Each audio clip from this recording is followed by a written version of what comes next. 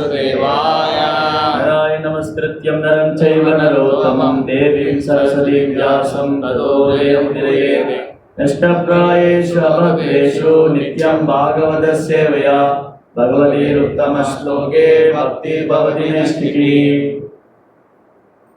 स्वसावधप्रकरुणो भगवान् विवृत्त प्रेमस्मितेन नयनामुखपुरुगं विजृम्भन् उद्धाय विश्वविजयाय च नो विषादं माद्यात् इरापनयदात् पुरुषः पुराणः। மொழிபெயர்ப்பு மற்றும் பொருளுரை தேவத்திரு அபய சரணாரவிந்த பக்திவேதாந்த சுவாமி ஸ்ரீல பிரபுபாத் ஜெய் ஸ்ரீல பிரபுபாத் ஜெய். பரமபுருஷரும் ஆதியானவருமான பகவான் அளவற்ற கருணையுடையவர் ஆவார். அவர் தமது தாமரை விழிகளை திறந்து என்னை பார்த்தார், புன்னகையும் செய்தார். இதன் மூலம் தனது கருணையை எனக்கு அளித்தார். மேலும் அவர் இந்த பிரபஞ்சம் முழுவதையும் மேம்படுத்தும் வன்மை மிக்கவர் என்பதோடு தமது அறிவுரைகளை அன்புடன் கூறி எனது இதயத்தில் இருக்கும் அழுக்குகளை நீக்கிவிட்டார்.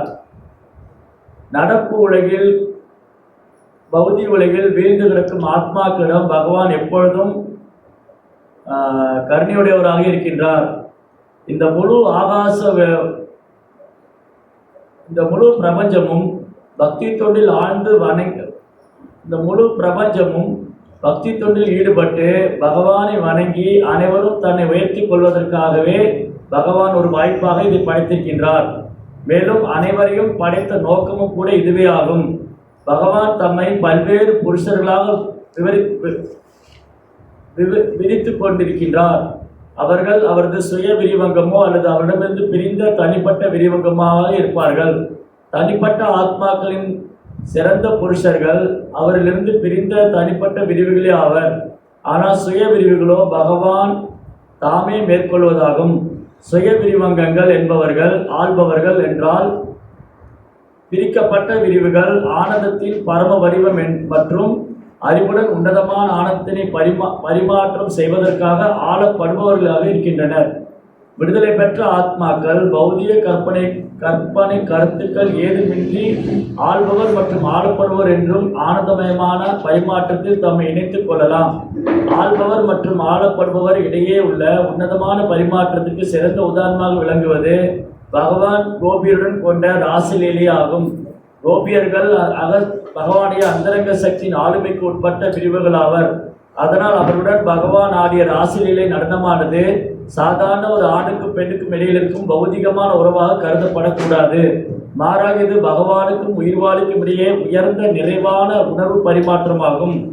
பகவான் வீழ்ந்துவிட்ட ஆத்மாக்களுக்கு வாழ்வின் உயர்ந்த நிலையினை பெறுவதற்கான சந்தர்ப்பத்தினை அருள்கின்றார். பிரபஞ்சம் என்னும் காட்சியின் முழு நிர்வாக பொறுப்பும் பிரம்மதேவிடம் ஒப்படைக்கப்பட்டிருக்கிறது. அதனால்தான் அவர் பகவான் தமக்கு தனது குறிக்கோளை சரியாக நிறைவேற்றுவதற்காக வரம் அருள வேண்டும் என்று பிரார்த்திக்கின்றார். ஹரி ஓம் தத்சத். ஓம் அஜ்ஞானதிமிராந்தஸ்ய ஞானாஞ்சலசலாகய சஸ்வரம் விதிதம் யேன தஸ்மை ஸ்ரீ குருவே நமः. ஸ்ரீ சைதன்யாமோபீஷ்டம் ஸ்தாபிதம் யேன பூதலே ஸ்வயம் ரூபகதமயம் ததாதி ஸ்வபதாந்திகம். வந்தேஹம் ஸ்ரீகுரு ஸ்ரீயுதபதகமலம் ஸ்ரீகுரு வைஷ்ணவாம்ச ஸ்ரீரூபம் சாத்வஜாதம் சகன ரகுநாதாமிதாம் சஜீவம் சாத்வைதம் சாவதூதம் பரிஜன சகிதம் கிருஷ்ண சைதன்ய தேவம் ஸ்ரீ ராதா கிருஷ்ண பாதாம் சகன லலிதா ஸ்ரீசகம் ச. நமோ ஓம் விஷ்ணுபாதாய கிருஷ்ண பிரஷ்டாய பூதலே ஸ்ரீமதே பக்தி வேதாந்த சுவாமி நாமினே. நமஸ்தே சாரஸ்வதி தேவே கௌரவாணி பிரச்சாரிணே ஈர்ஷேஷ शून्यवादी पाश्चात्य देशधारिणे. जय श्री कृष्ण चैतन्य प्रभु नित्यानंद श्री अद्वैत गदाधर श्रीवासदि गौर भक्तवृंद.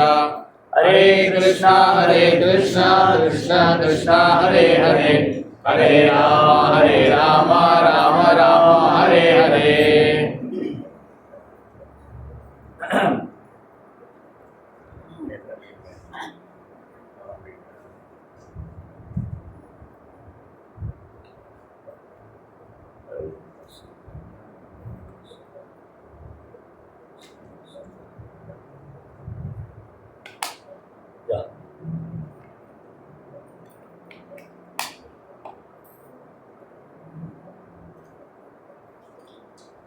ஹரே கிருஷ்ணா ஹரே கிருஷ்ணா கிருஷ்ண கிருஷ்ணா கிருஷ்ண கிருஷ்ண ஹரே ஹரே ஹரே ராமா ஹரே ராமா ராம ராமா ஹரே ஹரே. ஸோ எல்லா பக்தர்களுக்கும், இங்கே கூடியிருக்கிற எல்லா பக்தர்களுக்கும் என்னுடைய பணிவான நமஸ்காரம். இன்னைக்கு வந்து நம்ம ரொம்ப இந்த ஏகாதசி வந்து ரொம்ப ஸ்பெஷல். இன்னைக்கு வந்து ஏகாதசி பண்டிகை, ஏகாதசி திருவிழா, ஏகாதசி உற்சவம். ஏகாதசி விரதம் யாரா இருக்கீங்களா? இங்கே இன்னைக்கு ஃபாஸ்டிங் இருக்கிறவங்க யார் இருக்காங்க? ஏகாதசி விரதம் இருக்கிறவங்க. ஏகாதசி விரதம் வந்து ரொம்ப ஈஸி தான். என்னன்னா, ஏகாதசி அன்னைக்கு தானியம் சாப்பிடக்கூடாது. தானியமும் பீன்ஸ் காய்கறியும் சாப்பிடக்கூடாது. அப்புறம் பழங்கள் சாப்பிடலாம், கிழங்குகள் சாப்பிட்டுக்கலாம். ஏகாதசி விரதம் ரொம்ப ஈஸி. ஏகாதசி அப்படின்னு சொன்னால் பகவான் கிருஷ்ணருக்கு ரொம்ப பிரியமான தினம். இப்போ சிவபெருமான வழிபடுறவங்க வந்து பிரதோஷ விரதம் இருப்பாங்க. அப்புறம் சிலர் வந்து முருகப்பெருமான வழிபடுறவங்க வந்து சஷ்டி விரதம் இருப்பாங்க. கணபதியை வழிபடுறவங்க வந்து இந்த சங்கடகர சதுர்த்தி அந்த மாதிரி விரதம் இருப்பாங்க. அப்போ விரதங்களை பற்றி நிறைய புராணங்களை சொல்லியிருக்கு. ஏகாதசி பற்றி சொல்லும்போது, நீங்கள் கங்கை நதி கேள்விப்பட்டிருக்கீங்களா? கங்கா, எவ்வளோ பேர் கங்கையில் குளிச்சிருக்கீங்க? இந்தியா வந்திருக்கீங்களா? கங்கா இருக்கு. அந்த நதிகள்லேயே உயர்ந்தது கங்கை. நிறைய நதிகள் இருக்கு, நதிகள்லேயே உயர்ந்தது கங்கை. கங்கைக்கு நிகரான ஒரு நதி கிடையாது. ஏன் கங்கை அவ்வளோ சிறந்ததுன்னா, அந்த கங்கா நதி வந்து பகவானுடைய தாமரை பாதத்திலிருந்து வருது. அது வந்து சரணாமிர்தம். கங்கா நதி வந்து பகவானுடைய தாமரை திருப்பாதத்திலிருந்து வர்றதுனால கங்கை ரொம்ப சிறப்பு வாய்ந்தது. கங்கா நதி தான் எல்லா நதிக்கும் புனிதமான நதிகள்லாம் புனிதமானது. கங்கைக்கு இன்னொரு பேர் வந்து பதித்த பாவனின் பேர். கங்கைக்கு இன்னொரு பேர் என்னது? பதித்த பாவனி.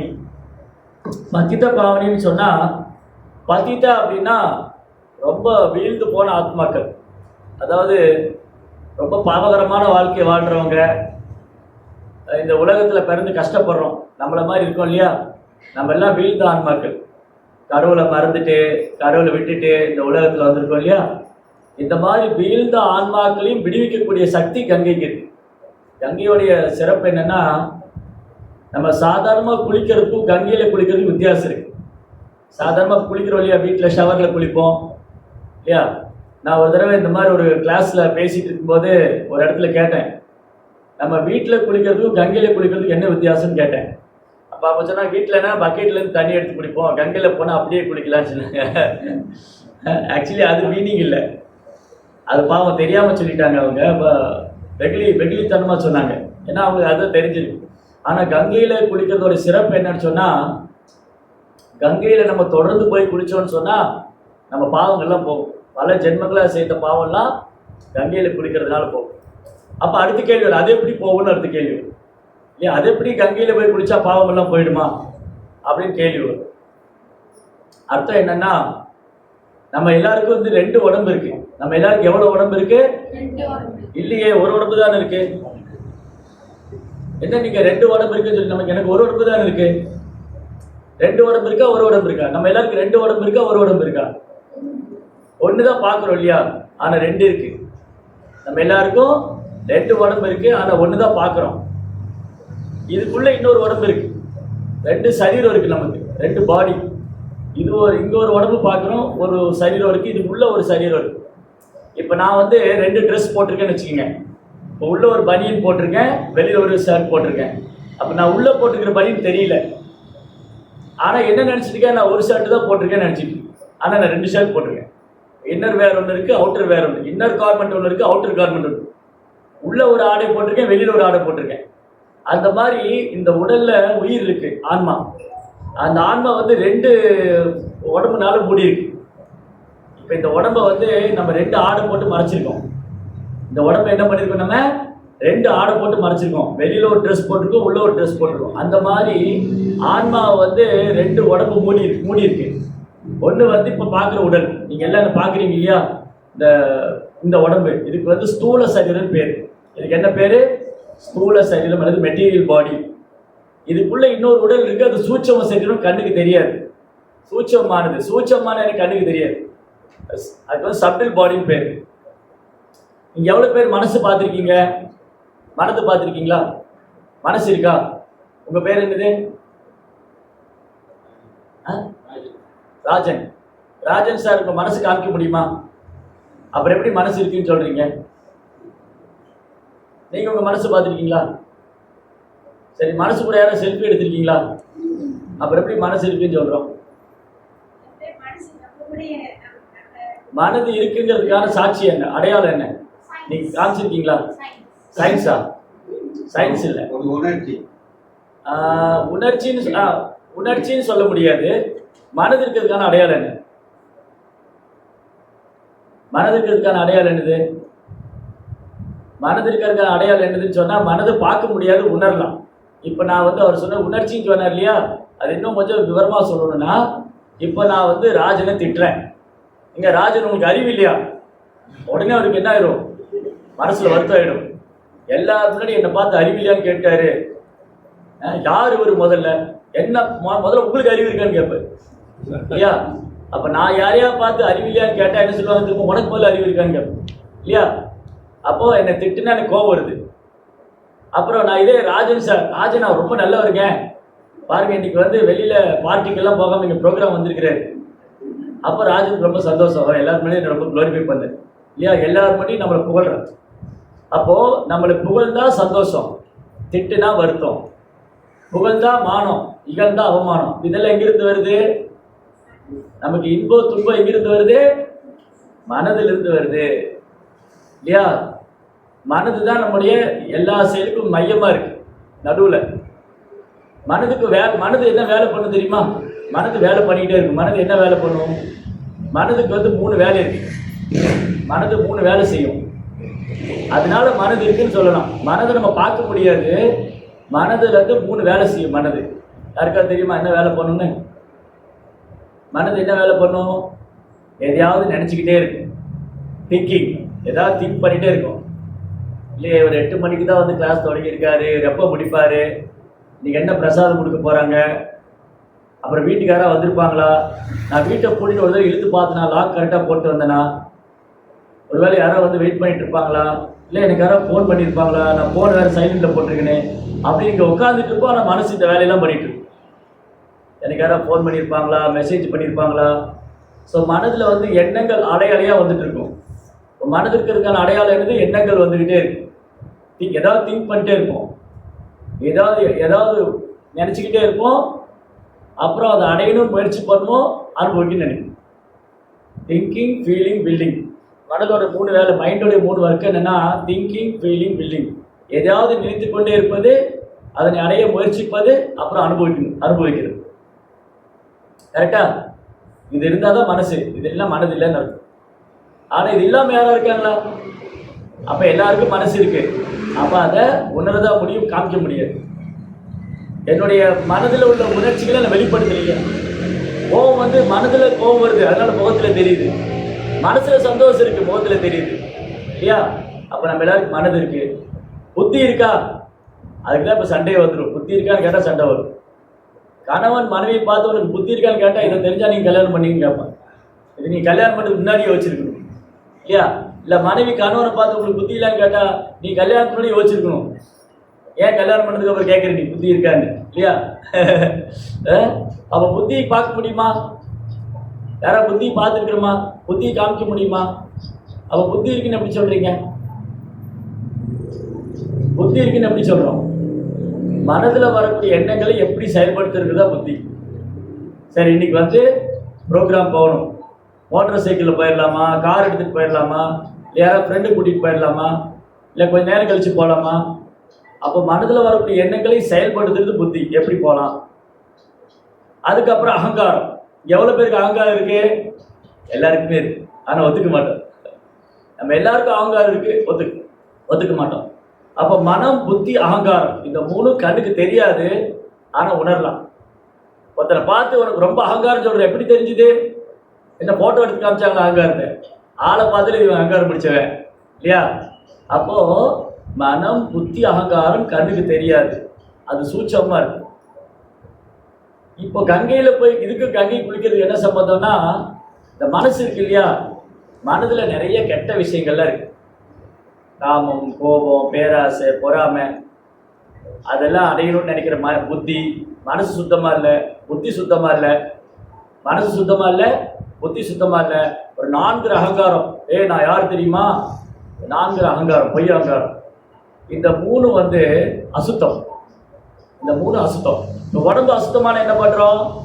நல்லா ஷோப் போட்டு க்ளீன் பண்றோம், குளிக்கிறோம். நல்லா ஒரு நாளைக்கு 1 தடவை 2 தடவை 3 தடவை ஸ்கூல் போயிட்டு வந்துட்டு, காலேஜ் போயிட்டு வந்துட்டு, இல்லை ஆஃபீஸ் போயிட்டு வந்துட்டு, போகிறதுக்கு முன்னாடி வந்ததுக்கு அப்புறம் நல்லா குளிக்கிறோம், உடம்பு சுத்தப்படுத்திக்கிறோம். அப்போ வெளியில சுத்தப்படுத்திக்கிறோம், உள்ளுக்குள்ள சுத்தப்படுத்துறதே இல்லை. நிறைய பேர் பாருங்க, வெளியில ரொம்ப டீசெண்டா இருப்பாங்க, நல்லா படிச்சிருப்பாங்க, கோட் ஷூட் எல்லாம் போட்டிருப்பாங்க, அவன் அகங்காரமா நடப்பாங்க. நிறைய பேர் பாருங்க, நல்லா படிச்சிருப்பாங்க, ஆனா சட்டி சட்டி கோவப்படுவாங்க. ரொம்ப அழகா இருப்பாங்க, நல்லா படிச்சிருப்பாங்க, ஆனா பொறாமப்படுவாங்க. அப்ப என்ன அர்த்தம்? வெளியில நல்லா இருக்கு, உள்ளுக்குள்ள மோசமா இருக்கு. பழத்தை எப்படி பார்த்து வாங்குறோம்? வெளியில நல்லா இருக்கான்னு பார்க்கல, உள்ள எப்படி இருக்கும், உள்ள எப்படி இருக்குன்னு பார்க்கணும். வெளியில அவுட்டர் கவரிங் மட்டும் பார்க்கக்கூடாது. பழம் வெளியில நல்லா இருக்கு, ஆனா உள்ள சுவையே இல்லை, ஏமாத்திட்டாங்க. ஒரு பழத்தை வந்து வெளியில பார்த்து, ஒரு காய்கறியில என்ன பார்த்து வாங்குறோம்? காய்கறி வாங்கும்போது உடச்சி பார்க்குறோம். வெண்டைக்காயை உடச்சி பார்க்குறாங்க, அது முத்தி இருக்கான்னு பார்க்குறாங்க, நல்லா இருக்கான்னு பார்க்குறாங்க, இல்லையா? அந்த மாதிரி நம்ம வெளி தோற்றத்தை வைத்து மட்டும் பார்க்கறது இல்லை, உள்ள எப்படி இருக்கு. அதே மாதிரிதான் நமக்கு வந்து இந்த உடம்பு நம்ம தினமும் வீட்டில் குளிச்சு சுத்தப்படுத்திக்கிறோம். கங்கையில போய் குளிக்கும் போது அந்த உள்ள மனசு இருக்கு பார்த்தீங்களா, அது சுத்தமாகும். தொடர்ந்து கங்கையில போய் குளிச்சா, யாராவது தொடர்ந்து கங்கையில போய் குளிச்சாங்கன்னா அவங்க மனசு சுத்தமாகும், புத்தி சுத்தமாகும், அவங்க கொஞ்சம் கொஞ்சமா கிருஷ்ணர் மேல அவங்களுக்கு அன்பு வரும். அதான் கங்கையில போய் குளிக்கிறது ரொம்ப முக்கியம்.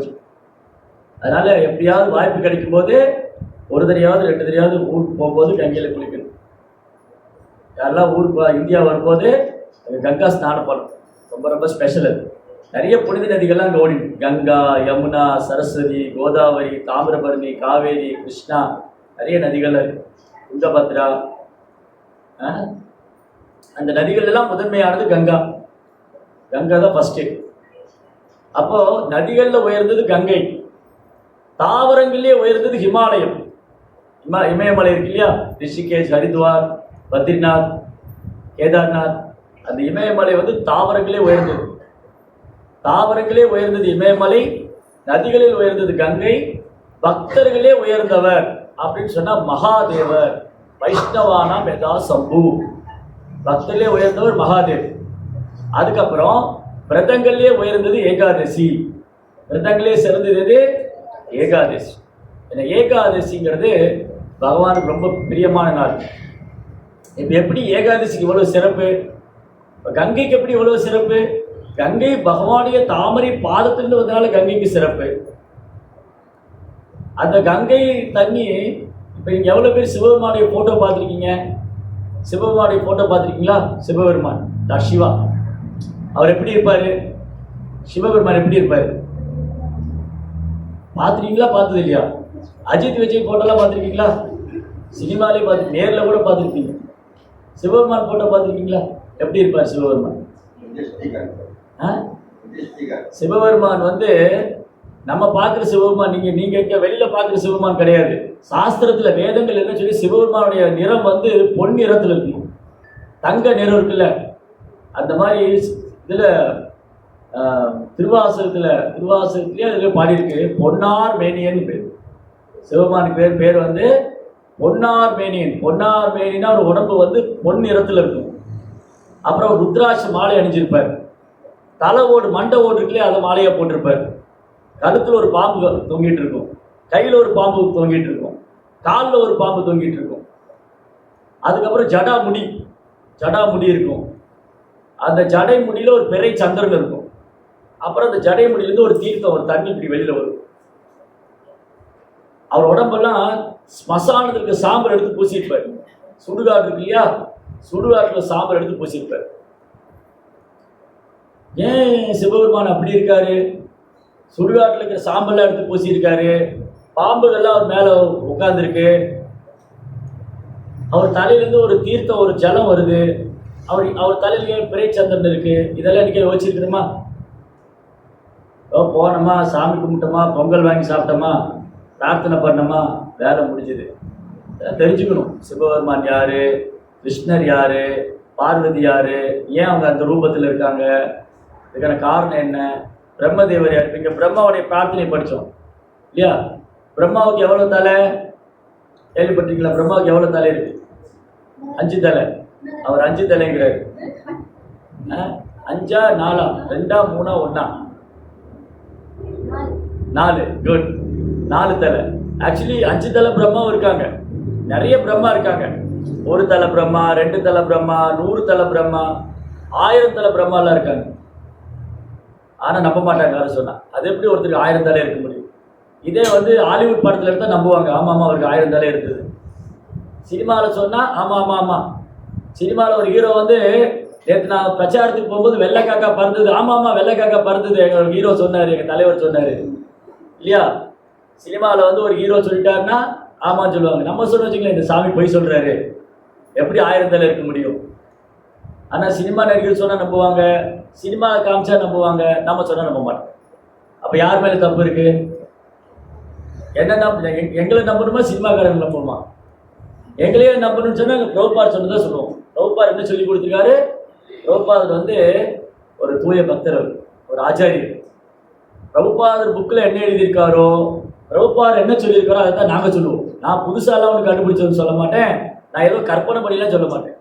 சாஸ்திரத்தில் என்ன சொல்லியிருக்கு, சாஸ்திரத்தில் வேதங்கள் என்ன சொல்லியிருக்கு, அப்புறம் ஆச்சாரியர் குருமார்கள் என்ன சொல்லியிருக்காங்க, இது சரியான தகவலா? நான் இப்போ 2 கேள்வி கேட்குறேன். ஒரு கேள்வி வந்து சாஸ்திரத்தில் என்ன சொல்லியிருக்கு, குருமார்கள் என்ன சொல்லியிருக்காங்க, அந்த மாதிரி தெரிஞ்சவங்ககிட்ட இருந்து கேட்கறது சரியானதா, இல்லை சினிமாவில் ஒருத்தர் சொன்னார், ஏத்த வீட்டுக்காரர் சொன்னார், பக்கத்து வீட்டுக்காரர் சொன்னார், அப்புறம் அந்த அரசியல் கட்சி தலைவர் சொன்னார், இது சரியான பதிலா? எது சரியான பதில்? யார்கிட்ட இருந்து கேட்கணும் நம்ம? கேட்கறது கரெக்டான இடத்துல இருந்து கேட்கணும். சரியா? தப்பான இடத்துல போய் கேட்டால் தப்பாயிடும். கரெக்டா இல்லையா? இப்போ நீங்களாம் ஸ்கூலுக்கு போறீங்க, நீங்க காலேஜ் போறீங்களா, இல்லை முடிச்சிட்டீங்க, நீங்க ஸ்கூலுக்கு போறீங்களா, நீங்க என்ன படிக்கிறீங்க? என்ன படிக்கிறீங்க நீங்க? அது யோசிக்கிறாரு. 6ஆம் ஆண்டு. ஓகே. உங்களுக்கு என்னென்ன சப்ஜெக்ட் இருக்கு? ஸ்கூல்ல என்னென்ன பாடம் எடுக்கிறாங்க? சத்தமா சொல்லுங்க. சாப்பிடல இன்னைக்கு, விரதம் இன்னைக்கு? விரதம் இருக்கிற நானே எவ்வளவு சத்தமா பேசுறேன். ஹிஸ்டரி, அப்புறம் ஹிஸ்டரி, சயின்ஸ். சரி, இப்போ வந்து உங்க பேர் என்ன? தவினேஷ்.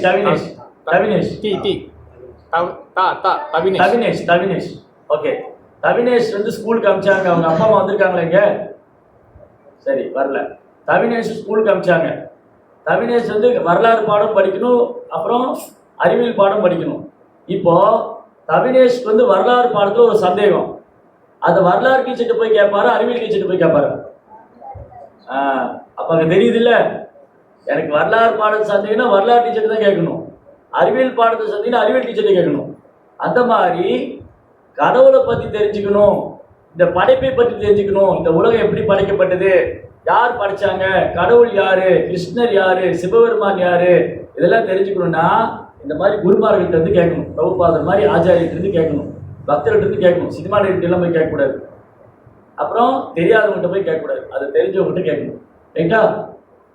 அப்போ இங்க வந்து ரொம்ப அழகான விளக்கம் என்னன்னு சொன்ன, இப்போ இந்த சிவபெருமான் இருக்கார் இல்லையா, அவரு மகாதேவர். அவருக்கு பேர் என்னது? மகாதேவ். பிரம்மதேவர், மகாதேவ். பிரம்மதேவருக்கு 4 தலை இருக்கு. சிவபெருமான உடம்பெல்லாம் சாம்பலை பூசியிருக்காரு. அவர் வந்து ஜடாமுடி வச்சிருக்காரு. அவர் கழுத்துல பாம்பெல்லாம் இருக்கு. ஆனா அவர் ரொம்ப உயர்ந்தவர். இப்ப நம்மளாம் குளிக்கலன்னு வச்சுக்கோங்களேன், ரொம்ப அசுத்தமா இருக்கும். ஆனா சிவபெருமான் வந்து மங்களமானவர். அவர் உடம்புல சாம்பலை பூசியிருந்தாலும் மங்களமா இருப்பார். சிவம்னாலே மங்களம் தான். அதுக்கப்புறம் சிவபெருமான் என்ன பண்ணுவாராம், அவருக்கு இன்னொரு பேருக்கு பூதநாதன் பேர். இந்த பூதங்கள்லாம் கூட அவர்கிட்ட போயிடுச்சுன்னா அவர் பாதுகாப்பு தருவார். நீ ஒன்றும் பயந்துக்காத, நான் ஒன்று பார்த்துக்கிறேன். நம்ம பூதத்தை வந்து பயந்துக்கணும். இங்கெல்லாம் பேய் பூதெல்லாம் கேள்விப்பட்டிருக்கீங்களா? அதில் இருக்கா இல்லைன்னு நிறைய பேருக்கு சந்தேகம் இப்போ. ஆனால் இருக்கு. எங்க வரும் பேய் பூதெல்லாம் எங்க வரும் தெரியுமா? பேய் பூதெல்லாம் எங்க இருக்கும்? யாரும் ஒழுங்கா குளிக்கிறது இல்லை, பல்லு விளக்குறது இல்லை.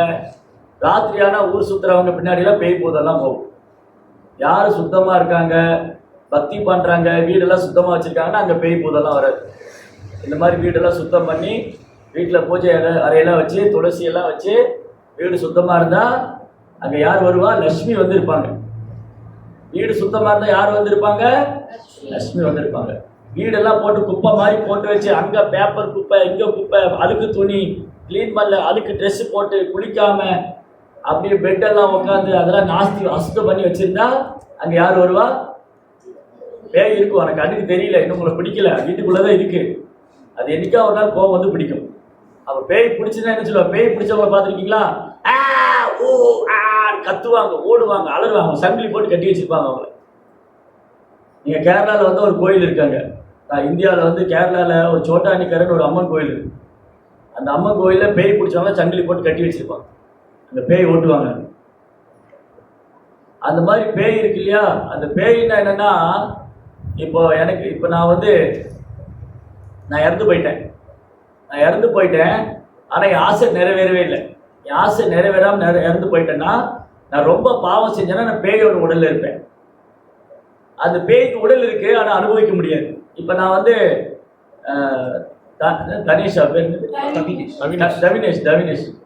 தவினேஷ்க்கு வந்து நான் ஒரு பிளேட் ஃபுல்லா பிஸா கொடுக்குறேன், ஆனா உடம்பு கிடையாது. எப்படி தவினேஷ் சாப்பிடுறது? ஆனா தவினேஷ் சாப்பிடணும்னு ஆசை இருக்கு, உடம்பு தானே சாப்பிட முடியும். அப்ப என்ன பண்ணும்? அந்த பேய்க்கு பிஸா சாப்பிடணும்னு ஆசை இருக்கு, அது தவினேஷோட உடம்புல வரும். அப்ப தவினேஷ் உடம்புல 2 ஆன்மா வந்துடும். ஏற்கனவே ஒரு ஆத்மா இருக்கு தவினேஷ் உடம்புல, இன்னொரு ஆன்மா வந்துடும். அது வந்து அவரை பிடிச்சி டார்ச்சர் பண்ணும். அந்த மாதிரி ரொம்ப பாவகரமான வாழ்க்கையை வாழ்ந்தவங்க, மனுஷ வாழ்க்கை கிடைச்சி ரொம்ப பாவம் பண்ணவங்க, மது அருந்தினவங்க, மாமிசம் சாப்பிட்டவங்க, தகாத உறவு பண்ணவங்க, சூடா நிறைய பேர் இருக்காங்க. அந்த மாதிரி பாவகரமான வாழ்க்கை அவங்க வந்து பேய் பிடிக்கும். அவங்க என்ன பண்ணுவாங்க? இன்னொருத்தர் உடம்புக்குள்ள போவாங்க. அந்த பேய் வந்து இன்னொரு உடம்புக்குள்ள வரும். புரியுதா உங்களுக்கு? பயமுறுத்துறேன்னு சொல்லல, சாஸ்திரத்தில் இருக்கு. நான் உங்களை பயமுறுத்துறேன்னு நினச்சிக்காதீங்க, இதெல்லாம் உண்மை. நான் சும்மா வந்து டைம் பாஸ் பண்ணிட்டு போகலான்லாம் வரல, நான் உண்மையை சொல்கிறதுக்காக வந்திருக்கேன். இதெல்லாம் இருக்கு சாஸ்திரத்தில். வந்து இந்த பேய்கள்லாம் இருக்கு இல்லையா? இப்போ நம்ம கோயிலுக்கு போகலாமா? அந்த பேயெல்லாம் கோயிலுக்கு போக முடியாது, அங்கே பிரார்த்தனை பண்ணுவோம். அதுக்கு வந்து அதெல்லாம் ரொம்ப மோசமான வாழ்க்கை. அதனால என்னாச்சு? அவங்களுக்கு ஒரே கதிதான் இருக்கு. அவங்களாம் சிவபெருமான்கிட்ட போனாதான் அவங்க காப்பாற்றப்படுவாங்க. அதனால சிவபெருமானுக்கு பூதநாதன்னு பேர்.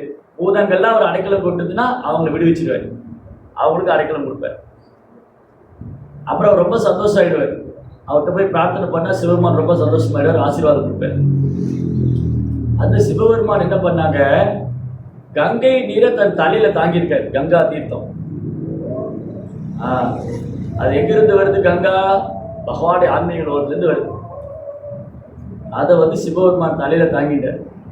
அது பெரிய புராண கதை. அது அந்த கதை வந்து ரொம்ப பெரிய கதை. ஒரு ஷார்ட்டா சொல்றவங்க, பகீரதன் ஒரு ராஜா இருந்தார்.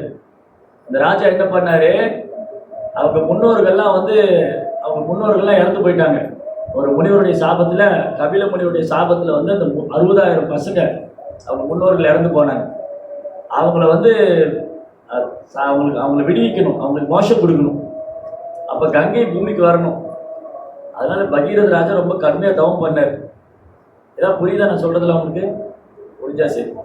பகீரத ராஜா ரொம்ப தவம் பண்ணாரு. அவர் தவம் பண்ணப்போ பகவான் சொன்னாரு, நீ கங்கையை பூமிக்கு அழைச்சின்னு போ, முன்னோர்கள்லாம் மோட்சம் அடைஞ்சிருவாங்க. நான் முன்னே என்ன சொன்னேன்? கங்கையில குளிச்சா என்ன ஆகும்? சத்தமா சொல்லுங்க. கங்கையில குளிச்சா பாவம் போகும். அப்ப இந்த முன்னோர்கள்லாம் அவங்க பாவம் எல்லாம் போய் விடுபடணும்னு சொன்னா கங்கை இந்த பூமிக்கு வரணும். பகீரத ராஜா தான் கங்கையை பூமி கூட்டிட்டு வர்றாரு. கங்கா தேவி சொன்னா, நான் வேகமா வந்தேன்னா பூமியா அடிச்சுன்னு போயிடணும். கங்கை ரொம்ப வேகமா வரும். நீங்க யூடியூப்ல பாருங்க, கங்கா வந்து அலகானந்தா ரிவர்னு போடுங்க, இல்ல அலகானந்தா இல்ல கங்கான்னு போட்டீங்கன்னா, இல்ல கங்கோத்ரி அலகானந்தா அப்படின்னு போட்டீங்கன்னா அந்த கங்கா நதி வேகமா வரும். அந்த கங்கையில தூக்கி ஒரு யானையை போட்டா அந்த யானை பந்து மாதிரி உருண்டோடி, கண்ணுக்கே தெரியும், அவ்வளவு ஃபாஸ்டா வரும். அப்போ கங்கா சொன்னாங்க, நான் ரொம்ப வேகமாக வருவேன், நான் வேகமாக வந்தால் பூமி அடிச்சுன்னு போயிடுவேன். அப்போ என்ன பண்ணுறது? அப்போ பகவான் சொன்னால் நீங்கள் சிவபெருமான்கிட்ட பிரார்த்தனை பண்ணுங்க. அப்போ சிவபெருமானுக்கு பிடிச்சி பிரார்த்தனை பண்ணார் பகீரத ராஜா. அப்போ சிவபெருமான் தரிசனம் கொடுத்தாரு. நான் சொன்ன மாதிரி சிவபெருமான் வந்து பொன் நிறத்தில் இருந்தார், ஜடாமுடி வச்சுருந்தாரு, அவர் உடம்பெல்லாம் வந்து சாம்பல் பூசி இருந்தார். இந்த விபூதி பூசுறாங்க இல்லையா, என்ன பேர் மறந்துட்டேன், தவினேஷ் விபூதி போட்டிருக்கேன். இந்த விபூதி வந்து ஜபாதி விபூதி. அந்த சிவபெருமான் போட்டிருக்கிற விபூதி இருக்கு இல்லையா, அது ஜபாதெல்லாம் கிடையாது. ஸ்மசானத்தில் உடம்பை எரிச்சு அப்படியே அந்த சாம்பல் எடுத்து மேலே பூசிருக்கோம். அப்புறம் வந்து அவர் பார்க்குறாங்க, ரொம்ப அழகாக இருக்கார், கண்ணெல்லாம் தாமரை இதழ் மாதிரி. சிவபெருமான் சொன்னார், அவருக்கு என்ன வர வேணும்? புலித்தோல் உடுத்திருக்காரு, புலித்தோல் இருக்குல்ல, அதுதான் கட்டியிருப்பார். அப்புறம் பகீரதன் சொன்னார், இந்த மாதிரி கங்கை பூமிக்கு வரேன்னு சொன்னாங்க, ஆனால் வர வேகத்தில் பூமி அடிச்சுன்னு போயிருந்தாங்க, நீங்கள் தான் எனக்கு உதவி செய்யணும். அப்போ சிவபெருமான் என்ன பண்ணார், கங்கையை பிடிச்சி தன் தலையில் சுற்றிட்டார் அப்படின்னு, ஜட முடியல. கங்கை வேகமாக வரும்போது அதை பிடிச்சி ஜட முடியல சுற்றிட்டார். அப்புறம் ஒரே ஒரு முடி மட்டும் எடுத்து விட்டார். அந்த கங்கை தான் இப்போ நீங்கள் யூடியூப்லலாம் பார்க்கலாம், இங்கே நேரம் போன பார்க்கலாம். அந்த ஒரு முடியில் வர்ற கங்கையே இவ்வளோ வேகமாக வருதுன்னா, நீங்கள் போய் பார்த்தீங்கன்னா கங்கோத்திரியில் அந்த கங்கையில் இறங்கியெல்லாம் குளிக்க முடியாது, கப்பில் பக்கெட்டில் தண்ணி எடுத்து தான் குளிக்கணும். அப்புறம் அது எந்த மாதிரி வாட்டர், அது ஐஸ் கோல்டு வாட்டர். அப்படியே ஐஸ், அப்படி கை வச்சா அப்படி கை வரைச்சி போயிடும், ஐஸ் கட்டி மாதிரி ஆகிட்டு. நான் சும்மா கதையெல்லாம் உள்ள, நீங்கள் உண்மையாக நீங்கள் நேராக கங்கை நான் சொன்னதெல்லாம் போய் நீங்கள் சொல்லுவீங்க, அன்றைக்கி அவர் சொன்னது கரெக்டு தான். அங்கே போனவங்களுக்கு தெரியும், அந்த கங்கையில் கை வச்சா அப்படியே கை வந்து ஐஸ் கட்டி மாதிரி ஆகிடும், மறந்து போயிடும். இறங்கணும், நேராக கொண்டு கடலில் போட்டுருவாங்க கங்கை. உள்ள இறங்கணும், அவ்வளோதான், ஆளே கிடைக்காது, அவ்வளோ வேகம். அந்த அப்படி வர வேகமான கங்கை என்னது, சிவபெருமான் தன் தலையில கட்டி வச்சுட்டு ஒரு முடி எடுத்து விட்டுருக்கிறார், அந்த ஒரு கங்கை. அப்ப கங்கையே சிவபெருமான் தலையில தாங்கியிருக்காரு, அப்ப எப்பேற்பட்ட ஆளா இருப்பார் அவர். அதனால ஒரு மகாதேவர்.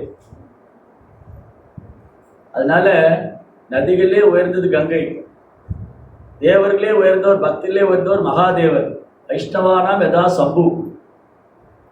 அப்புறம் மலைகளே உயர்ந்தது இமாலயம். இந்த கங்கை ஃபர்ஸ்ட் இமயமலையில கீழே தான் விழுது, ஹரித்வார்னு ஒரு இடம் இருக்கு. நல்லா நீங்க யூடியூப்ல போடுங்க, ஹரித்வார், கங்கோத்ரி, அலகானந்தா எல்லாம் காமிக்கும். கங்கை எவ்வளவு வேகமா வருது. அந்த மாதிரி விரதங்களே உயர்ந்தது ஏகாதசி. ஏகாதசிங்கிறது தமிழ்ல சொல்றோம் இல்லையா, 1 2 3 சொல்லுவோம். இங்கிலீஷ்ல தமிழ்ல 1 2 3, இங்கிலீஷ்ல 1 2 3 சொல்லுவோம். அது மாதிரி ஹிந்தியில் வந்து 1 2 3 சொல்லுவாங்க. சான்ஸ்கிரிட்டில் வந்து ஏகாதசி. சான்ஸ்கிரிட் வந்து ஏகாதசினா 11th டே. ஃபர்ஸ்ட் 1 2 3 4 5 6 7 8 9 10 11. அது மாதிரி பிரதமை, துதியை, திருதியை, சதுர்த்தி, பஞ்சமி, சஷ்டி, சப்தமி, அஷ்டமி, நவமி, தசமி, ஏகாதசி. அந்த ஏகாதசி என்னது, அவங்க ஒரு தேவதை. ஏகாதசி ஒரு தேவதை, கங்கா ஒரு தேவதை, ஏகாதசி ஒரு தேவதை.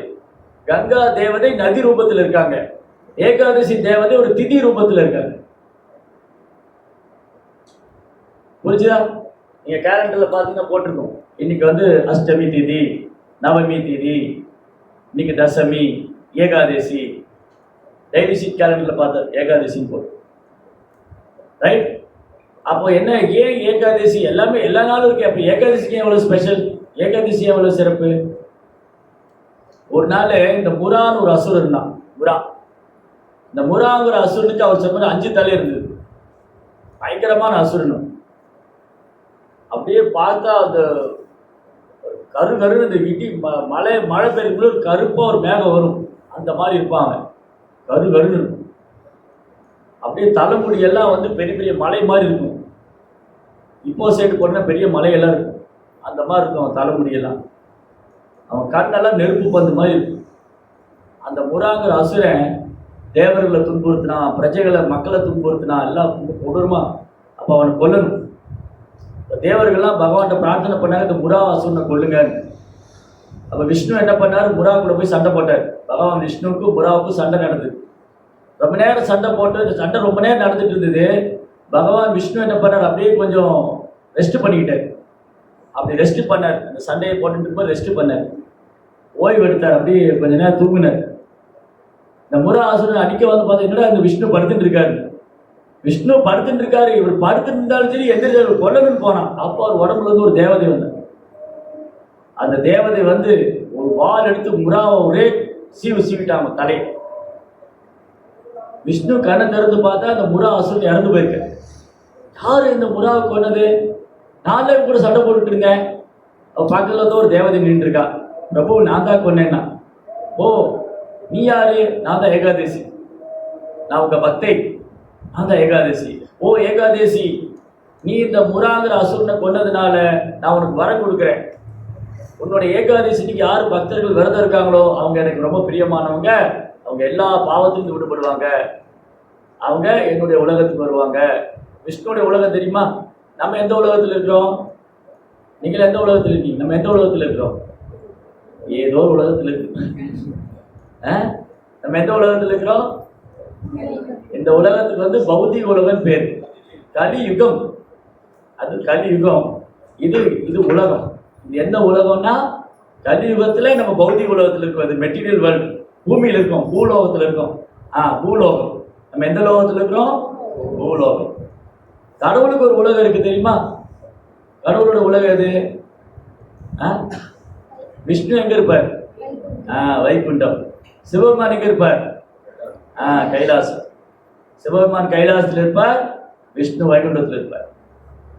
சரி, அப்ப அந்த உலகத்துக்கு இந்த உலகத்துக்கு என்ன வித்தியாசம்? அடுத்த கேள்வி வரும். வைகுண்டத்துக்கும் இந்த உலகத்துக்கு என்ன வித்தியாசம்? வைகுண்ட உலகத்துக்கும் இந்த உலகத்துக்கு என்ன வித்தியாசம்? பிரம்மா எங்க இருப்பார்? பிரம்மா எங்க இருக்கார்? பிரம்மலோகம். பிரம்மா பிரம்மலோகத்தில் இருக்கார், சிவபெருமான் கைலாசத்தில் இருக்கார், மகாவிஷ்ணு வந்து வைகுண்டத்தில் இருக்கார். அப்ப அந்த உலகத்துக்கு இந்த உலகத்துக்கு என்ன வித்தியாசம்? இங்க வந்து நமக்கு பிறப்பு உண்டு, இறப்பு உண்டு, நோய் வரும், வயசாகும், கஷ்டம் வரும், துன்பம் வரும், எல்லாம் இங்க அனுபவிக்கணும். ஆனா கிருஷ்ணோட உலகத்துல இது எதுவுமே கிடையாது. பிறப்பு கிடையாது, இறப்பு கிடையாது, நோய் கிடையாது, மரணம் கிடையாது, வயோதிகம் கிடையாது. எப்பவுமே சந்தோஷமா இருக்கலாம். வைகுண்டா, வைகுண்டான அங்க துன்பமே இல்லைன்னு அர்த்தம். வைகுண்டான என்ன அர்த்தம்? துன்பமே இல்லை. அப்ப யாரெல்லாம் அங்க போகணும்? துன்பமே இல்லாத இடத்துக்கு தான் எல்லாரும் போகணும்னு விரும்புறாங்க.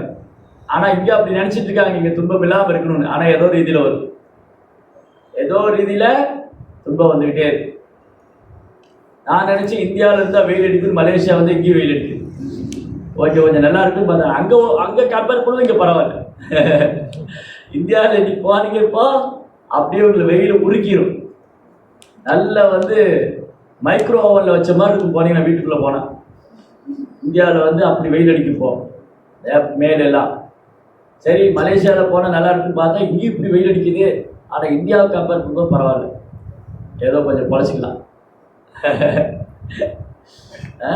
அப்போ இந்த உலகத்தில் எங்கே போனால் துன்பம் இருக்கும்.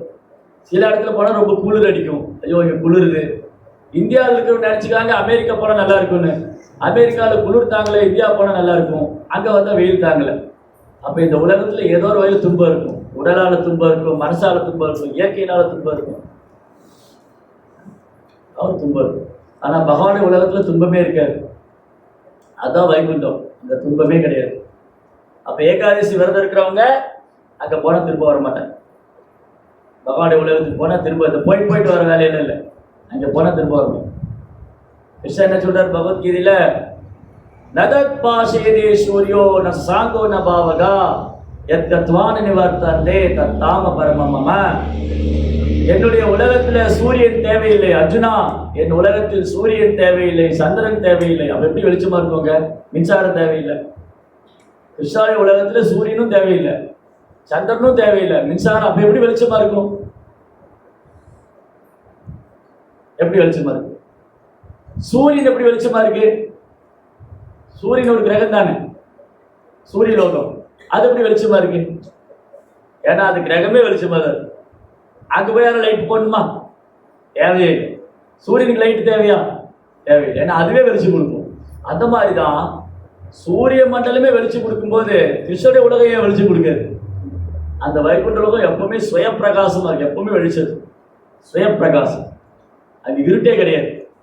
இப்பயே இருட்டாச்சு, எங்கேயே இருட்டா இருக்கு, இப்பயே இருட்டா இருக்கு.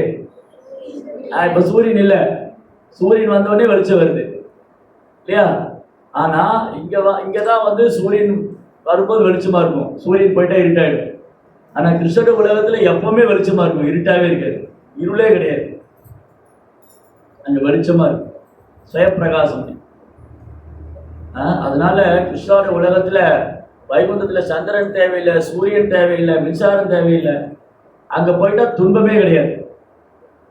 அங்க போனா என்னது? துன்பமே இல்லை. பிரம்மா சொல்றாரு, இந்த பிரம்மா பிரார்த்தனை பண்றாரு, பிரம்மா தான் ஃபர்ஸ்ட் கிருஷ்ணத்திலிருந்து வந்தார். இந்த உலகம் படைக்கிறதுக்கு முன்னாடி, இந்த உலகம் படைக்கிறதுக்கு முன்னாடி கடவுள்கிட்ட யார் வந்தா? பிரம்மா தான் வந்தார். ஏன்னா பிரம்மா தான் படைப்பார். இந்த உயிர் நம்மளெல்லாம் படைச்சது பிரம்மா தான். எப்படி படைச்சாரு? இதுதான் சயின்ஸ். அவங்க சொல்றாங்க சயின்ஸு. சயின்ஸுன்னு சொன்னா என்னது? இன்னைக்கு சயின்ஸை போய் கேட்டா, இன்னைக்கு அறிவியல் விஞ்ஞானிகிட்ட போய் கேளுங்க, உலகம் எப்படி படைச்சுன்னா அவனுக்கு தெரியாது, அது தானா வந்துன்னு சொல்லுவாங்க. ஏதாவது தானா வருமா? இப்போ இந்த பொருள் இருக்கு, இது தானா வருமா? இது எப்படி வந்தது? இது திடீர்னு வந்துச்சா என்ன? இது திடீர்னு வந்ததா, தானா வந்ததா? இது எப்படி வந்தது? இதை ஒருத்தர் கண்டுபிடிச்சிருக்காரு இல்லையா? ஒருத்தருக்கு மூளை இருக்கு. ஒருத்தர் மூளையை வச்சு இந்த மைக்கு, இப்போ நான் மைக்கில் பேசிட்டு இருக்கேன், ரெக்கார்ட் ஆகிட்டு, இந்த மைக்கு வந்து ஒருத்தர் கண்டுபிடிச்சிருக்காரு, இந்த மைக்கு ஒருத்தர் கண்டுபிடிச்சிருக்காரு, இந்த ஃபோன் ஒருத்தர் கண்டுபிடிச்சிருக்காரு இல்லையா? இது தானாலாம் வரல, இது ஒருத்தர் படைச்சிருக்காரு. அவன் படைப்பாளின்னு ஒருத்தர் இருக்கிறாரா? அது மாதிரி உலகம் மட்டும் எப்படி தானா வரும்? இல்லைங்க பூமி தானா வந்துச்சு, பூமி தானெல்லாம் வராது. இப்போ படைச்சது யாரு? படைப்பாளி இறைவன், பிரம்மா இல்லை, பிரம்மாவே படைச்ச ஒருத்தர் இருக்கிறார், கிருஷ்ணா. பிரம்மாவை படைச்சது கிருஷ்ணா. எப்படின்னா, நீங்க வந்து நீங்க விஷ்ணுவோடைய இதை பார்த்தீங்கன்னா, விஷ்ணுவோடைய நாபிலிருந்து ஒரு தாமரை தண்டு வரும். நீங்க வந்து எங்கன்னா, நீங்க திருவனந்தபுரம்னு ஒரு கோயில் இருக்கு கேரளாவில், திருவனந்தபுரம். அது வந்து அது ஊருக்கு பேர் வந்து திரு ஆனந்த பத்மநாபபுரம் பேர். அது திருவனந்தபுரம்னு ஆச்சு. அப்புறம் இப்போ திருவேண்டரம்னு ஆயிடுச்சு. அப்புறம் கொஞ்ச நாள் ட்ரம் மட்டும் தான் இருக்கு, எல்லாம் போயிடும். அப்படியே கொஞ்சமா சுருங்கிட்டு வந்து திரு ஸ்ரீரங்கநாத பள்ளின்னு ஊருக்கு பேர், திரு ஸ்ரீரங்கநாத பள்ளி. அப்புறம் திருச்சிராப்பள்ளி ஆச்சு. இப்போ திருச்சின்னு ஆச்சு. இன்னும் கொஞ்ச நாள் சீங்கிற ஊர் தான் இருக்கு. ஆமா, எல்லாம் போயிடும். அங்க ரங்கநாதர் வந்திருக்காரு, ரங்கநாதர் கோயிலுக்கு. அங்க ரங்கநாத கிருஷ்ணர் இருக்காரு. அந்த மாதிரி பத்மநாபபுரத்துல அனந்த பத்மநாப சுவாமி, திருவனந்தபுரத்துல விஷ்ணு இருக்காரு, பெரிய விஷ்ணு விக்கிரகம். சும்மா இங்கிருந்து அந்த கேட்டு கிட்ட இருந்து, அங்கிருந்து அந்த வீட்டு கிச்சன் தாண்டி அவ்வளவு தூரம் இப்படி பெரிய விக்கிரகம் படுத்திருப்பார் ஆதிசேஷன் மேல, மகாவிஷ்ணு. அவருடைய நாபிலிருந்து ஒரு தாமரை வரும். அந்த தாமரை தட்டுக்கு மேல ஒரு தாமரை பூ இருக்கும். அந்த தாமரை பூல இருந்து பிரம்மா உட்கார்ந்துருப்பார். நம்ம இந்த பூமியில வரணும்னா நம்மள எப்படி வந்தோம்? நமக்கு ஒரு அப்பா அம்மா இருக்காங்க இல்லையா? நம்மளாம் அம்மா கிட்ட இருந்து வந்தோம். நமக்கு அப்பா இருக்காங்க, அம்மா இருக்காங்க. பிரம்மாவுக்கு பேர் வந்து ஸ்வயம்பூன்னு பேர். பிரம்மாவுக்கு அப்பா அம்மா ரெண்டு பேருமே விஷ்ணு தான். அப்போ விஷ்ணு கிருஷ்ணர் பிரம்மாவை படைக்கணும்னு முடிவு பண்ணோடனே லக்ஷ்மி தேவியோட உதவி கூட அவருக்கு தேவையில்லை. அவருடைய நாபிலிருந்து வர தாமரை தண்டிலேயே பிரம்மா வந்துட்டாரு. அந்த பிரம்மா வந்து அப்படி விஷ்ணுட்டு இருந்து வந்தார். அப்ப பிரம்மா பிரார்த்தனை பண்றாரு பகவான் கிட்ட. பகவான் என்ன பிரார்த்தனை பண்றாரு? முதல்ல பகவான் பிரம்மா தான் பார்க்கிறாரு. ஃபர்ஸ்ட் கடவுளை பார்த்தது யாரு? பிரம்மா. பிரம்மா தான் நம்ம எல்லாருக்கும் தாத்தாவுடைய தாத்தா. நம்ம நிறைய தாத்தா எல்லாம் இருப்பாங்க, அப்பா, அப்பாவுடைய அப்பா, இப்படி எல்லாம் போனா நம்ம என்னன்னு சொல்றோம்? நம்மளாம் மனுஷங்க இல்லையா? மனுஷங்கன்னு ஏன் பேர் வந்தது? பிரம்மாவுக்கு 14 பசங்க இருந்தாங்க, அவங்களுக்கு மனுக்கள்னு பேர். அந்த மனுக்கள் தான் நம்ம தந்தை, மனிதகுல தந்தை மனுக்கள். புரிஞ்சுதா? ஏதாவது புரியுதா? உங்களுக்கு புரியுற மாதிரி சொல்றேன். இந்த உலகம் படைக்கிறதுக்கு முன்னாடி கடவுள் மட்டும்தான் இருந்தார். கடவுளை யாரும் படைக்க முடியாது. அடுத்த கேள்வி கேட்பாங்க, கடவுளை யார் படைச்சாரு? நான் ஒரு கிளாஸ்ல பேசிட்டு இருந்தேன், இந்த உலகத்தை வந்து கடவுள் படைச்சாரு. அப்போ ஒருத்தர் வந்து கேட்டார், கடவுளை யார் படைச்சாரு? கடவுளை யாரும் படைக்க முடியாதுயா, அவர் தான் எல்லாத்தையும் படைக்கிறார் இல்லையா? இப்போ இந்த உலகத்தை கடவுள் படைத்தார். கடவுளை யார் படைத்தார்னா அப்ப அவர் எப்படி கடவுள் சொல்லுவோம்? கடவுளை ஒருத்தர் படைச்சிருந்தா அப்ப அந்த படைத்தவன் தான் கடவுள்னு சொல்லணும். கரெக்டா இல்லையா? புரியுதா இல்லையா? புரியுது. அப்போ கிருஷ்ணர் என்ன பண்ணாரு, பிரம்மா வந்து கிருஷ்ணாண்டத்து பிரம்மா வந்தாரு. பிரம்மா பார்க்குறாரு, எல்லா பக்கம் இருட்டா இருக்கு, வெளிச்சமே தெரியல. நான் எங்க இருக்கேன், நான் யாரு, எங்க உட்காந்துருக்கேன், ஒரே குழப்பமா இருக்கு. அது ஏதோ ஒரு தாமரை பூ மேல உட்காந்துருக்காரு. அப்படியே அந்த தாமரை பூ வந்து கீழே அந்த தண்டை பிடிச்சி கீழே இருந்தா அது போய்கிட்டே இருக்கு, அதுக்கு முடிவே இல்லை. ரொம்ப கொஞ்ச நேரம் கழிச்சு குழம்பி போயிட்டாரு. திருப்பி மேலே வந்து உட்காந்துக்கிட்டாரு. ஒரே குழப்பமா இருக்கு. நான் யாரு, நான் எங்கிருந்து வந்தேன், நான் என்ன பண்ணணும், நான் என்ன வேலை செய்யணும். இப்போ திடீர்னு உங்களை கூட்டிட்டு போய் ஒரு ரூம்ல லைட் அடைச்சி கதவை அடைச்சி விட்டேன். கண்ணை கட்டி கூட்டிட்டு போயிட்டேன். கண்ணை கட்டி கூட்டிட்டு போய் உங்களை பின்னாங்க ஐலாண்டில் விட்டேன். ஐயோ, நீ கண்ணை கரைச்சி விட்டு எங்க இருக்க, எந்த பக்கம் போகணும், என்ன ஒன்றும் புரியாது. ஒரே குழப்பமா இருக்கு. திடீர்னு அந்த மலை மேலே கொண்டு விட்டா பின்னாங்க இல்லை இல்லையா, எந்த பக்கம் போகணும்னு தெரியாது. அந்த மாதிரி பிரம்மாவுக்கு ஒரே குழப்பமா இருக்கு. அப்புறம் பிரம்மா வந்து முயற்சி பண்றாரு, தான் யாருன்னு யோசிக்கிறாரு, கற்பனை பண்றாரு, தவம் பண்றாரு, ஒண்ணுமே புரியல. அப்புறம் ஒண்ணு புரிஞ்சிச்சு அவருக்கு, நான் வந்து வந்திருக்கேன்னா எனக்கு என்ன படைச்சவர் ஒருத்தர் இருக்கணும். அந்த படைத்தவரிடம் பிரார்த்தனை செய்யறாரு. ஓ ஆண்டவரே, நீங்க என்ன காமிச்சு கொடுங்க, நான் யாரு, நீங்க எங்க இருக்கீங்க, நான் உங்களை பார்க்கணும் அப்படின்னு பிரம்மா வந்து ஆயிரக்கணக்கான வருஷம் தவம் பண்ணார். பகவான் மேல பக்தி பண்ணார். அப்புறம் பகவான் வந்து தரிசனம் கொடுத்தாரு. பகவான் வந்து பிரம்மா வந்து பகவானை பார்க்கிறாரு முதல்ல. இப்ப சிவபெருமான் சொன்னாலே எப்படி இருப்பாருன்னு. அப்ப பகவான் எப்படி இருப்பாரு, விஷ்ணு எப்படி இருப்பாரு, விஷ்ணுவை பார்த்துருக்கீங்களா, எப்படி இருப்பாரு, போட்டோ எல்லாம் பார்த்துருப்பீங்க, நேரில் பார்த்துருக்க மாட்டீங்க. விஷ்ணு எப்படி இருப்பாரு, அவருக்கு 4 கரங்கள் இருக்கும். 4 கையில் என்ன வச்சிருப்பாரு, சங்கு, சக்கரம், கம்பித்திரி, மத்தாப்பு, புஸ்வானம், என்ன வச்சிருப்பாரு, சங்கு, சக்கர, கதை, தாமரை. ஒரு கையில சங்கு, ஒரு கையில சக்கரம், ஒரு கையில கதை, ஒரு கையில தாமரை. இங்க கேரளாவில் போனா குருவாயூர் கோயில் இருக்கும். குருவாயூருக்கு 4 கரங்கள் இருக்கும், சங்கம், சக்கரம், கதை, தாமரை. அப்படியே மழைக்காலத்து மேகத்தை ஒத்த நிறம். மழை பெய்யறதுக்கு முன்னாடி அப்படியே லேசா ஒரு கருக்கல் பண்ணும். அது அப்படியே அந்த நிறத்துக்கு பேரு கருநிற மேகம், சாமம். அந்த கலர் இருப்பார் கிருஷ்ணா, அந்த போட்டோல இருப்பார், அந்த கலர் இருப்பார். அப்புறம் அவர் கண்கள்லாம் அப்படி தாமரை இதழ் மாதிரி காது வரை இருக்கும். அவர் வந்து மஞ்சள் நிற பீதாம்பர ஆடை உடுத்தியிருப்பார். அந்த இல்ல மஞ்சள் நிற பீதாம்பர ஆடை உடுத்தியிருப்பார். அவர் வந்து என்றும் பாடாத ஒரு வைஜெயந்தி மாலை அணிஞ்சிருப்பார். அவர் மார்பில் ஒரு ஸ்ரீவஸ்து குறி இருக்கும். கழுத்துல வந்து கௌஸ்துவ மணி இருக்கும். அங்க இருக்காரு, நான் சொன்னா மஞ்சள் நிற ஆடை உடுத்தியிருக்காரு. அப்படியே மழைக்காலத்து மேகத்தை ஒத்த நிறம், தாமரை போல கண்கள், என்றும் பாடாத வைஜெயந்தி மாலை, கழுத்துல கௌஸ்துவ மணி, மார்பில் ஸ்ரீவஸ்து குறி, அவருடைய நாபிலிருந்து வந்து தாமரை தண்டு மேல பிரம்மா உட்கார்ந்துருக்காரு. பிரம்மா இதெல்லாம் பார்த்தார். எப்படி பார்த்தாரு, பகவான் ஒரு ஆசீர்வாதம் பண்ணார். அப்ப என்ன அர்த்தம், கடவுளை பார்க்க வேண்டுமானால், இப்ப நிறைய பேர் உங்ககிட்ட சவால் விடலாம், நீங்க ஹரே கிருஷ்ணாக்கெல்லாம் போறீங்களே, கடவுளை பார்த்துருக்கீங்களா, கடவுளை காமிக்க முடியுமா? கடவுளை பார்க்க முடியும், காமிக்க முடியும். ஆனா அந்த பார்வை நம்ம கிட்ட இருக்கணும். பிரம்மானாலே உடனே கடவுளை பார்க்க முடியல. 1000 வருஷம் தவம் பண்ணி பக்தி பண்ணி அவர் பக்தியில சந்தோஷமாய் பகவான் தன்னை காமிச்சு கொடுத்தாரு. இப்போ வந்து நான் கேட்குறேன், அவர் போயிட்ட ராஜன் இருக்கார், ராஜன்கிட்ட கேட்குறேன், எங்கே போனார் அவர், எந்திரிச்சு போனார், தண்ணினா பேர் என்னது, தண்ணி குடிக்க பசிக்குதா உங்களுக்கு, யாருக்கா பசிக்குதா, ஒரு 10 மினிட்ஸில் முடிச்சிடறேன். சரி, இப்போ ராஜன் பார்த்து ஒருத்தர் கேட்குறாரு. ராஜன் வந்து சொன்னார், ஒரு ஃப்ரெண்டுகிட்ட போய், நான் வந்து ஹரே கிருஷ்ணாவில் போயிட்டு இருக்கேன், அங்கே வந்து பக்தியெல்லாம் பண்ணிட்டு இருக்கேன், இந்த மாதிரி பகவத்கீதையெல்லாம் சொல்லி தராங்க. அப்போ ஒருத்தர் கேட்குறாரு, கடவுளை பார்த்துருக்கியா நீ? அப்போ ராஜன் என்ன சொல்லுவார், ராஜனை பார்த்து கேட்குறாங்க, சார் நீங்கள் கடவுளை பார்த்துருக்கீங்களா? அப்போ நீங்கள் என்ன சொல்லுவீங்க?